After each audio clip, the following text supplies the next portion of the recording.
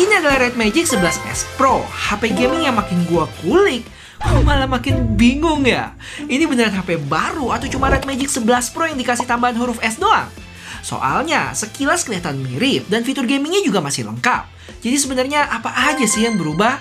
Dan yang paling penting, kalau udah punya model sebelumnya, apakah layak buat upgrade? Ada bintang-bintangnya. Yuk kita bahas. Oke, kita mulai dari boxnya dulu. Dan jujur, bahkan dari boxnya aja kesannya masih familiar banget. Warna gelap, logo Red Magic di tengah, dan tulisan Win More Games. Tampilannya hampir nggak berubah ya. Paling tulisan 11S Pro aja di sini. Pas dibuka juga isi boxnya masih lengkap. Ada SIM ejector, buku-buku yang pasti langsung ditinggalin, hardcase semi-transparan, kabel merah Type-C to Type-C, kepala charger 80 watt, dan tentu aja HP-nya sendiri. Pastinya langsung disambut sama Red Magic OS 11.5 berbasis Android 16. Setelah kelar setup dan ready sidik jari, gue cek storage-nya udah kemakan 33GB dari total 512 punya gua. Tuh lihat, sekilas secara tampilan juga mirip Red Magic 11 Pro nggak sih? Tapi kalau diperhatiin lebih detail, ternyata ada beberapa perubahan kok. Yuk kita kulik lebih lanjut.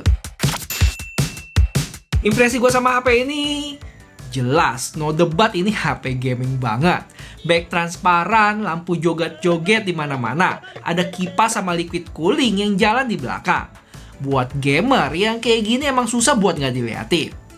Tapi makin gue perhatiin, ternyata desainnya nggak sama persis kayak Red Magic 11 Pro. Perubahan yang paling gampang kelihatan justru ada di bagian liquid coolingnya ya, atau nama kerennya Aqua Core Cooling System. Sekarang tampilannya dibikin lebih simpel, garis birunya lebih tipis, tapi aliran liquidnya masih tetap kelihatan jalan. Terus tulisan Red Magic sekarang pindah ke tengah garis biru tadi. Tulisan Win More Games-nya geser ke kiri bawah.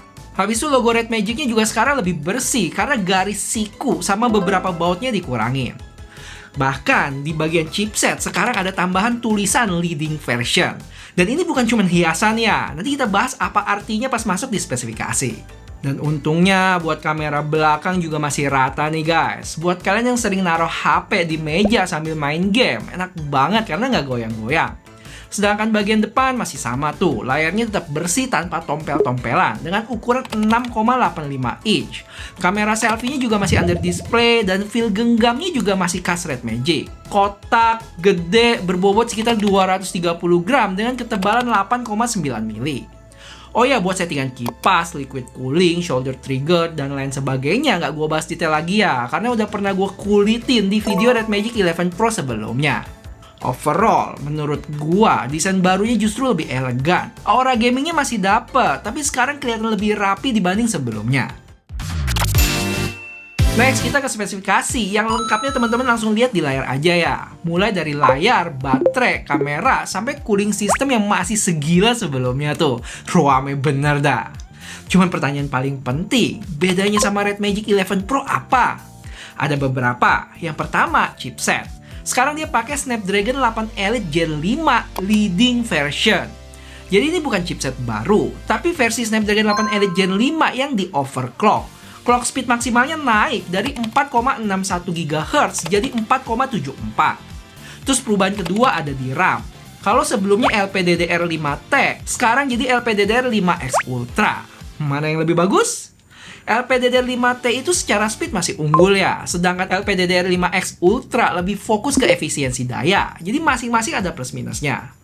Terakhir untuk Aqua Core Cooling Systemnya diklaim meningkat 10% lebih baik dari Red Magic 11 Pro. Dan sebenarnya pola kayak gini bukan hal yang baru sih. Dulu Red Magic 10S Pro juga dapat upgrade versi leading version buat Snapdragon 8 Elite. Dan ini ingetin gua sama Nubia Neo 5 GT yang sempat gua bahas kemarin. Kalau sekarang mereka keluarin versi upgrade-nya, yaitu Nubia Neo 5 GT Special Edition. Yang upgrade-nya itu sekarang dia nggak cuma ada built-in fan, tapi juga ketambahan Aqua Core Cooling System sama kayak di HP ini. Dan koreksi kalau salah, kalau si Nubia Neo 5 GT Special Edition ini jadi HP pertama di kelasnya yang punya dua sistem cooling tadi. Dan tahu gitu, gue jadi kepo kan. Wah, bakal dijual berapa tuh? Dan ternyata harganya di 7 juta. Oke, udah kejauhan kita melencengnya. Balik lagi ke Red Magic 11S Pro ini, yang mana buat benchmark, dia bisa dapat skor AnTuTu di 4,2 jutaan.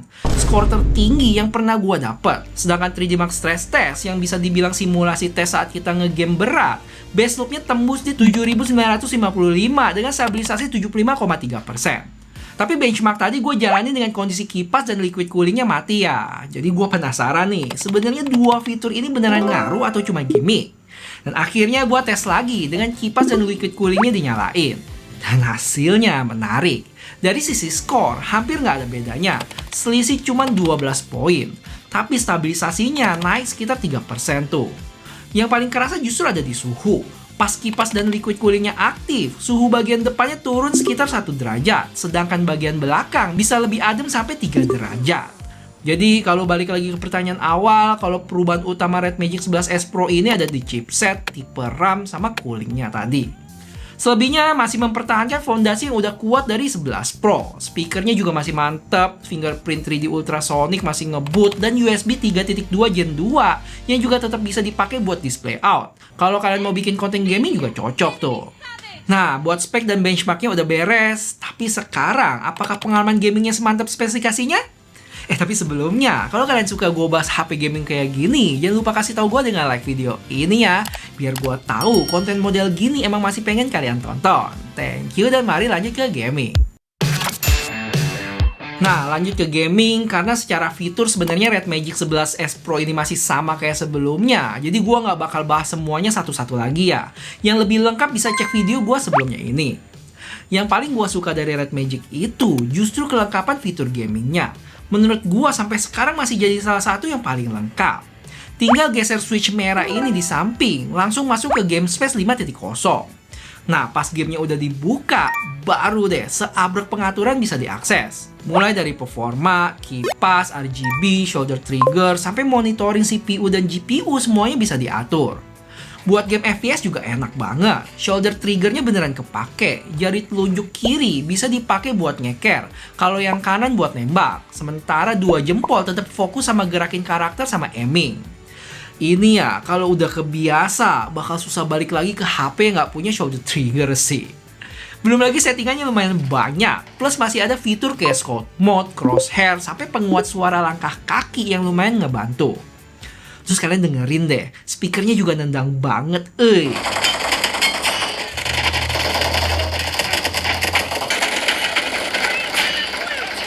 Haptic feedbacknya juga nggak main-main. Sedangkan buat game berat kayak Wuthering Waves, settingan rata kanan masih bisa dijalanin dengan FPS yang sempurna. Dan yang paling penting, suhu selama main juga masih tergolong aman di kisaran 40-an derajat. Cuma konsekuensinya, ya karena bodi HP ini gede dan lumayan berat, kalau main sambil tiduran lama, tangan bakal kerasa pegel. Tapi ya, itu masih kompromi yang wajar sih buat ukuran HP gaming. Jadi dari sisi pengalaman main, jujur gue nggak nemu alasan buat dikomplain.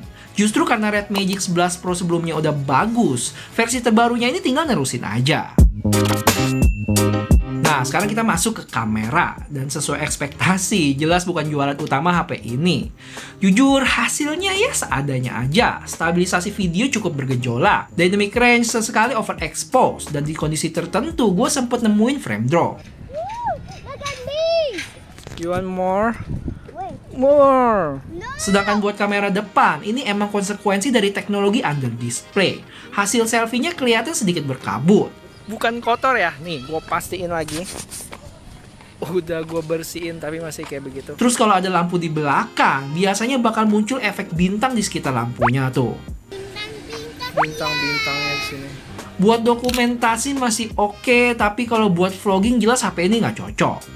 Kalau pasti pakai foto, untungnya pemrosesan softwarenya lumayan ngebantu sih. Efek bintang tadi banyak yang berhasil dikoreksi. Jadi hasil akhirnya lebih enak dilihat dibanding pas rekam video.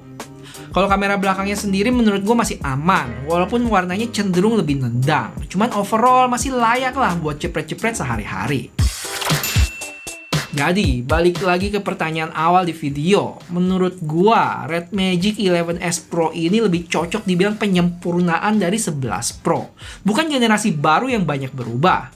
Update chipset ke leading version sama perubahan tipe RAM emang patut diapresiasi ya. Tapi buat kebanyakan orang, peningkatannya bakal susah buat dirasain. Karena dari awal pun, Red Magic 11 Pro udah sekencang itu.